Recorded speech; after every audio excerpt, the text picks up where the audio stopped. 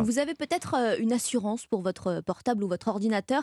Eh bien, vérifiez bien vos prélèvements automatiques. Les clients d'Indexia manifestent pour dénoncer les pratiques douteuses du groupe. Rendez-vous cet après-midi devant le siège de l'assureur à Romans-sur-Isère dans la Drôme. Oui, il dénonce une méthode bien rodée. Vous souscrivez un contrat et puis le renouvellement tacite se met en place d'une année sur l'autre avec parfois des options extrêmement coûteuses. D'ailleurs, Indexia sera face à la justice en avril. Les victimes potentielles se comptent par centaines, comme celles rencontrées par le correspondant d'Europe 1 à Marseille, Stéphane Burgat. Comme tant d'autres, la mésaventure d'Emmanuel commence par un simple achat dans un rayon multimédia. J'ai acheté un ordinateur à la Fnac et on m'a proposé un contrat casse, vol, oxydation. Elle signe alors un contrat annuel de 200 euros, mais sans explication, la machine s'emballe et les prélèvements se multiplient avec des appellations différentes, ce qui brouille les pistes. Sur 4 ans et demi, j'ai 234 prélèvements qui ont été faits par la SFAM. Plusieurs fois par mois, plusieurs fois par jour parfois, pour un montant total indu de 5 519 euros. En plus du contrat initial que je ne compte pas. Pour un ordinateur acheté 400 euros,